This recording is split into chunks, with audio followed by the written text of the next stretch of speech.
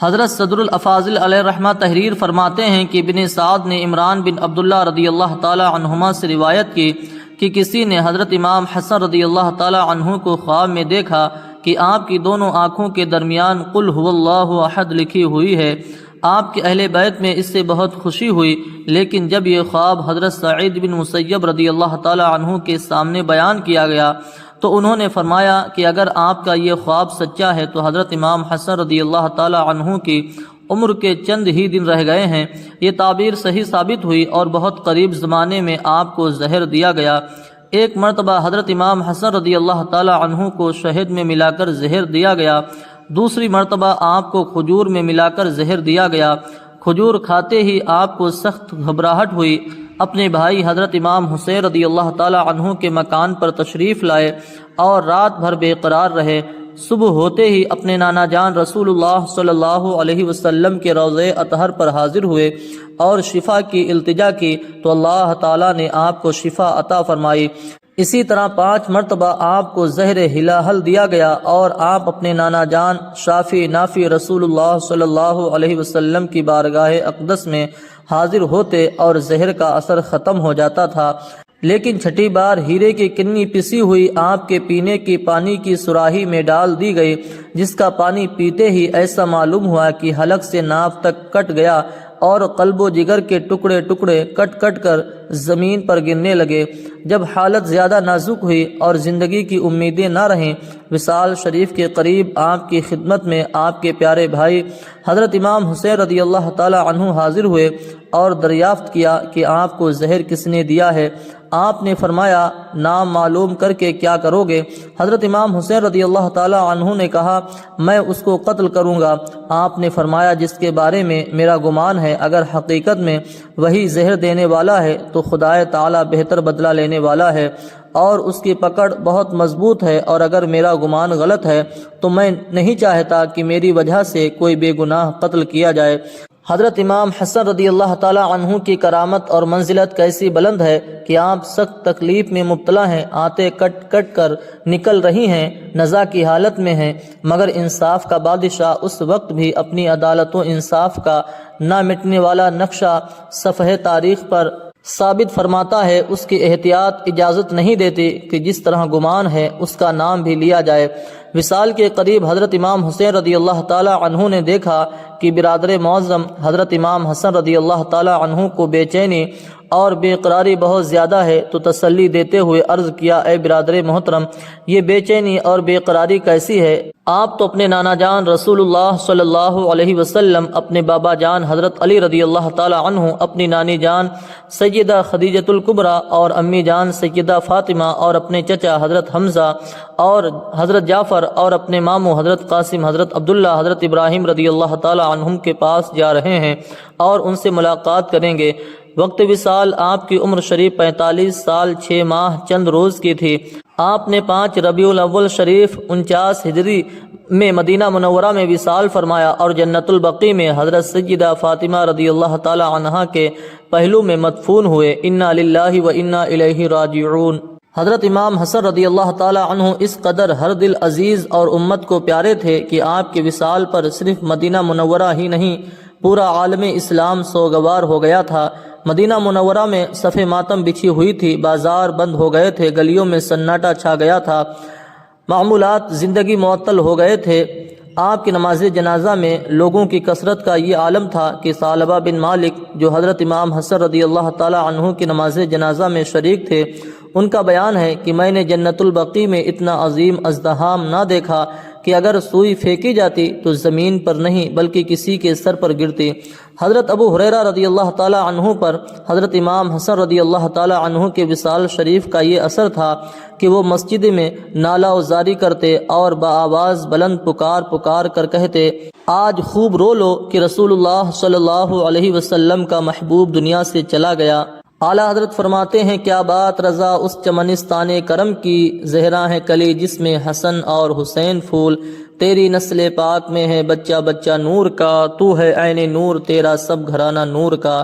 دوستو 5 ربیع الاول شریف میرے پیارے آقا صلی اللہ علیہ وسلم کے نواسے اور حضرت امام حسین رضی اللہ تعالی عنہ کے برادر معظم حضرت امام حسن رضی اللہ تعالی عنہ کے وصال مبارک یعنی عرس شریف کا دن ہے۔ اس عظیم تاریخ کو ہمیں یاد رکھنا چاہیے، بلکہ اس عظیم تاریخ میں محفل ذکر پاک کا انعقاد کریں اور آقا امام حسن رضی اللہ تعالی عنہ کی خدمت عالیہ میں نظر و نیاز کا نذرانہ پیش کریں۔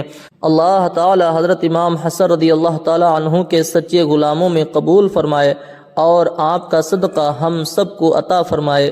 میدان کربلا میں بہت سے آوان و انصار جام شہادت نوش فرما چکے تھے۔ حضرت امام قاسم بن حضرت امام حسن رضی اللہ تعالی عنہ نے بھی میدان کارزار میں جانے کی اجازت چاہی تو حضرت امام حسین رضی اللہ تعالی عنہ نے اجازت دینے سے انکار کر دیا اور فرمایا، اے میرے پیارے بھتیجے قاسم، تم میرے برادر اکبر امام حسن رضی اللہ تعالی عنہ کی نشانی ہو، میں تم کو میدان دغا میں بھیج کر اپنے بھائی کی نشانی کو مٹتا ہوا دیکھ کر کیسے برداشت کر سکتا ہوں، اس لیے تم کو میدان خاک و خون میں جانے کی ہرگز اجازت نہیں۔ حضرت امام قاسم رضی اللہ تعالی عنہ کی آنکھوں میں آنسو بھر آئے، بھیگی پلکوں کے ساتھ سوچ و فکر میں ڈوبے ہوئے ہیں کہ کون سی تدبیر اپنائی جائے جس سے ام محترم سیدنا امام حسین رضی اللہ تعالی عنہ کی اجازت حاصل ہو جائے اور آپ کی محبت میں میدان کارزار میں جا کر جان کو قربان کر کے شہادت عظمیٰ کا درجہ نصیب ہو جائے۔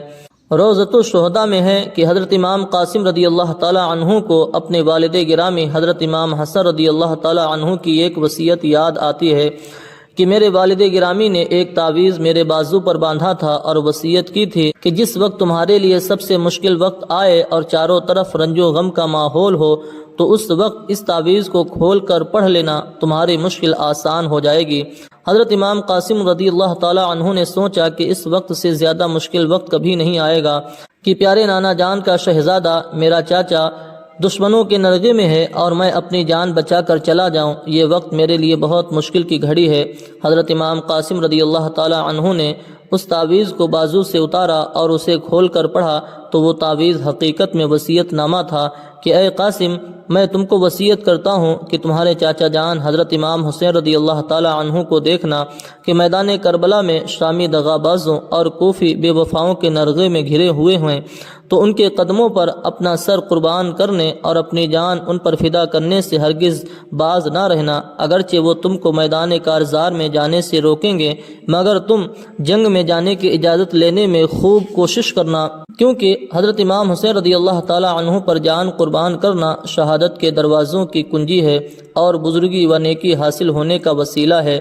دوستو، حضرت امام حسن بن علی شیر خدا رضی اللہ تعالی عنہما کے فرمان کے مطابق حضرت امام حسین رضی اللہ تعالی عنہ کی محبت میں قتل ہونا اور ان پر اپنی جان کو قربان کرنا شہادت عظمیٰ ہے اور حق پر ہوتے ہوئے اور قتل ہونے سے اللہ تعالی شہادت کا درجہ عطا فرماتا ہے۔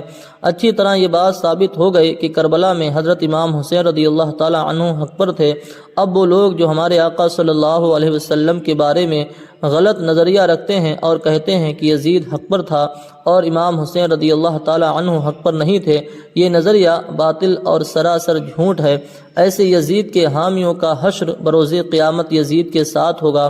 برادر اعلیٰ حضرت مولانا حسن رضا خاں بریلوی فرماتے ہیں، بے ادب گستاخ فرقہ کو سنا دے اے حسن، یوں بیاں کرتے ہیں سنی داستان اہل بیت۔ دوستو، دوسری بات یہ ثابت ہوئی کہ حضرت امام حسن رضی اللہ تعالی عنہ کو برسوں کے بعد ہونے والا کربلا کا واقعہ معلوم تھا کہ میرے بھائی امام حسین رضی اللہ تعالی عنہ کو کربلا کے بے آب و دانہ میدان میں قتل کر دیا جائے گا، یہ علم غیب نہیں تو اور کیا ہے؟ بے شک اپنے محبوب صلی اللہ علیہ وسلم کو اللہ تعالی نے علم غیب عطا فرمایا ہے۔ جب آل کے علم غیب کا یہ عالم ہے تو رسول اللہ صلی اللہ علیہ وسلم کے علم غیب کا عالم کیا ہوگا؟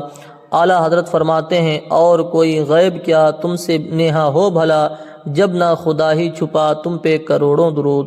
حضرت امام حسن رضی اللہ تعالی عنہ ایک دن حضرت زبیر رضی اللہ تعالی عنہ کے بیٹے کے ساتھ سفر فرما رہے تھے کہ آپ کا گزر ایک باغ میں ہوا جو کھجوروں کا تھا۔ باغ کے سارے درخت سوکھے ہوئے تھے۔ آپ نے اسی باغ میں قیام فرمایا۔ حضرت ابن زبیر رضی اللہ تعالی عنہما نے فرمایا، اے کاش یہ درخت ہرے ہوتے اور اس میں تازہ کھجور لگے ہوتے تو ہم اسے کھاتے۔ حضرت امام حسن رضی اللہ تعالی عنہ نے فرمایا کیا تم تازہ کھجور کھانا چاہتے ہو؟ حضرت ابن زبیر رضی اللہ تعالی عنہ نے عرض کی ہاں حضور۔ حضرت امام حسن رضی اللہ تعالی عنہ نے دعا کے لیے ہاتھ اٹھایا اور کچھ کہا جو کسی کو معلوم نہ ہوا۔ اسی وقت کھجور کا ایک درخت ہرا ہو گیا جو تازہ کھجوروں سے لدا ہوا تھا۔ پھر لوگوں نے درخت سے کھجوریں توڑی اور سب نے پیٹ بھر کر کھائیں۔ دوستو، بزرگوں کی دعا کا بڑا اثر ہوتا ہے۔ وہ شخص بڑا خوش نصیب ہے جو بزرگوں کی دعائیں لیتا ہے۔ بزرگوں کی دعاؤں سے مشکلیں آسان ہو جاتی ہیں، بلائیں ٹل جاتی ہیں، بیمار شفا پاتے ہیں۔ اللہ تعالیٰ اپنے نیک بندوں کی دعاؤں کو رد نہیں فرماتا۔ نہ جانے کون دعاؤں میں یاد کرتا ہے، میں ڈوبتا ہوں دریا اچھال دیتا ہے۔ دوستو، حضرت امام حسن رضی اللہ تعالی عنہ نے حضرت علی رضی اللہ تعالی عنہ کے گہوارے علم میں پرورش پائی تھی اور بزرگوں برتر اسلاف کے علوم کے وارث بنے تھے۔ آپ کی روایت کی ہوئی حدیثیں جو کتب احادیث میں پائی جاتی ہیں ان کی تعداد کل 13 ہیں، جبکہ وصال رسول صلی اللہ علیہ وسلم کے وقت آپ کی عمر شریف صرف 7.5 سال کی تھی۔ آپ کا شمار مدینہ منورہ کے اصحاب علم میں کیا جاتا تھا۔ ایک شخص نے آپ سے سوال کیا کہ زندگی بسر کرنے کے اعتبار سے اچھی زندگی کون شخص بسر کر سکتا ہے؟ تو آپ نے جواب دیا وہ شخص جو اپنی زندگی میں دوسروں کو بھی شریک کر لے۔ پھر اس شخص نے سوال کیا کہ سب سے بری زندگی کس شخص کی ہے؟ تو آپ نے جواب میں فرمایا جس شخص کے ساتھ کوئی دوسرا زندگی نہ بسر کر سکے۔ حضرت امام حسن رضی اللہ تعالی عنہ فرماتے تھے کہ ضرورت کا پورا نہ ہونا اس سے کہیں بہتر ہے کہ اس کے لیے کسی نااہل کی طرف رجوع کیا جائے، یعنی کسی نااہل کے سامنے ہاتھ پھیلایا جائے۔ حضرت امام حسن رضی اللہ تعالی عنہ کا فرمان ہے کہ اللہ تعالیٰ کی راہ میں کسی بھائی کی حاجت پوری کر دینا میرے نزدیک 1 مہینے کے اعتکاف کرنے سے بہتر ہے۔